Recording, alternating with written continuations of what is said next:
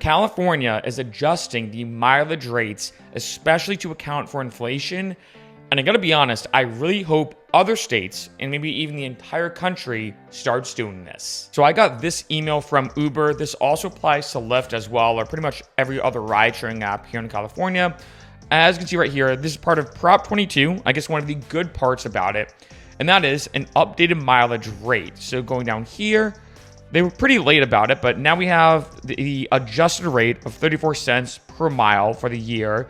And Uber, which I gotta give them credit for this, we will also retroactively make adjustments for 2022 through today, and you'll see any applicable adjustment payment reflected in your wallet in the next 2 days. So it's pretty cool that they're doing that because the office was a bit late, as they say, 18 months late to do this. This is how it looks right now, as you can see, in terms of the annual adjustment. And right here, obviously, I talked about Prop 22 in a bunch of other videos. The big question was, do you want to stay as an independent contractor or become an employee?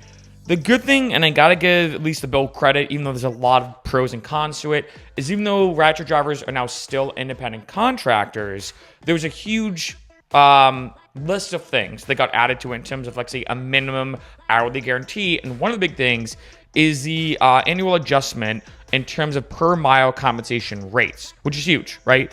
Definitely huge. And then so you can see right here that in 2021, 30 cents, 32 cents, 34 cents. So you can see the kind of annual increase.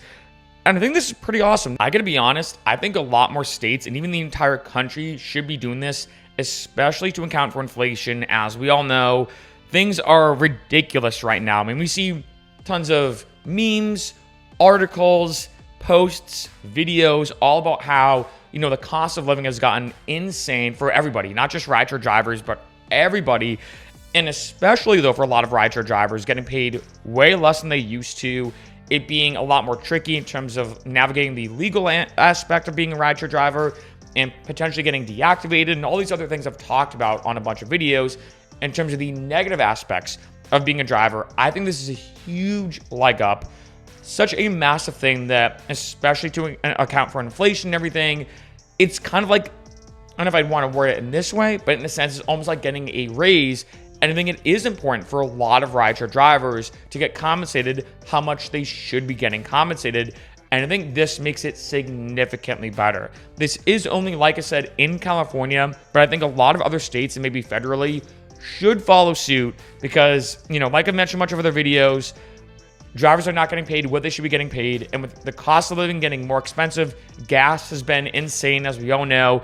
This is something that should be put into place for every rideshare driver out there. Such a good idea when it comes to Prop 22 and California. Even though I'm going to be honest, some parts about Prop 22, definitely not the biggest fan of, but I think this is super, super important and should be implemented in other parts of the country.